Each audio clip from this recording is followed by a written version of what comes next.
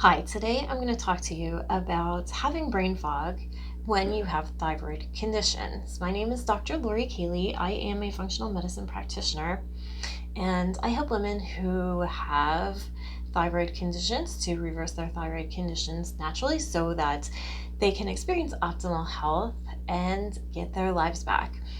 The reason that I want to talk to you about brain fog is because I hear a lot from my clients that is one of the main issues or symptoms that they have due to having hypothyroidism and or Hashimoto's.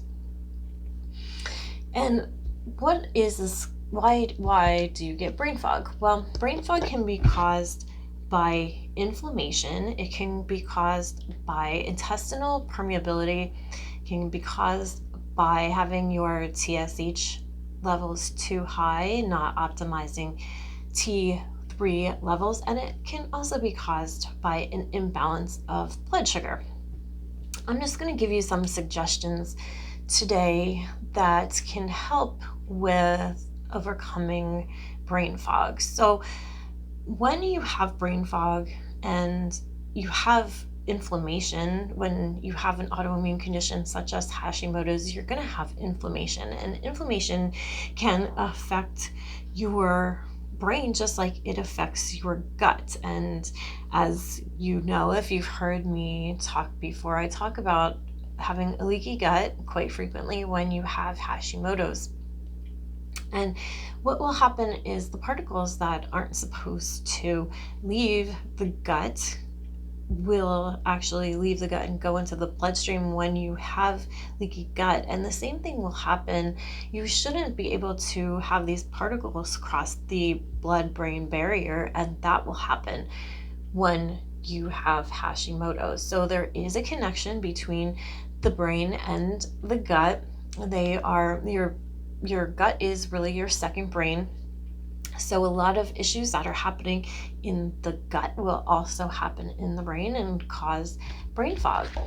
So we have to work on getting that inflammation down, of course. And to do that, you want to work on your gut. I've done many different videos and blogs about how to reverse leaky gut. So you can go and reference those. You also want to balance your blood sugar. Some quick tips for balancing your blood sugar are to eat within an hour after you wake up. Eat every 2 to 3 hours. Make sure you're having snacks and meals that have good fats and that are high in protein. Stay away from sugar, stay away from fruit juices, and especially stay away from sugar at night. When you have blood sugar imbalances, if you eat a lot of carbs, your insulin levels will go up very high, and then, or your blood sugar will go up very high, and it will cause an increase in the need for insulin. So you'll get on a blood sugar roller coaster, and when you eat carbs, your blood sugar will go up very quickly, very fast, and then will come down very fast, and you'll just be on this roller coaster. So that will affect your brain as well. And also, you want to be able to manage your thyroid hormone levels. So you want your TSH to be optimized around 1.8.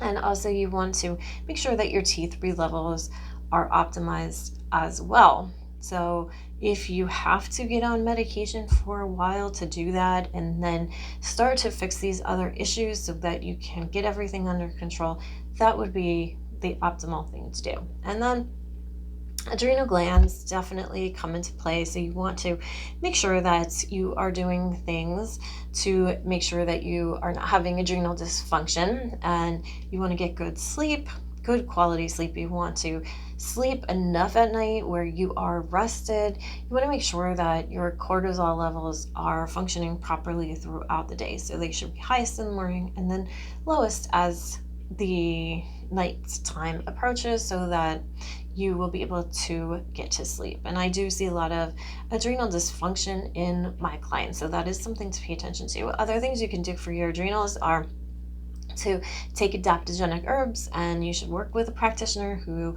knows what adaptogenic herbs do what, so that they you are taking the ones that are appropriate for your condition. Taking B vitamins are really helpful when helping to address adrenal dysfunction. Vitamin C is helpful as well. And you also want to look at any foods that you may be sensitive to.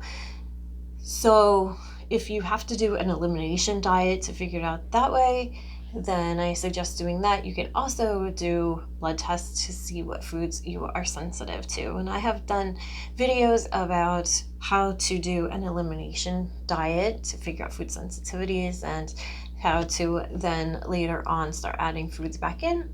So you can reference those as well. So please like and share this video. If you have any questions, please put them in the comments below or send me a private message and I would be happy to answer you. So thank you so much for watching.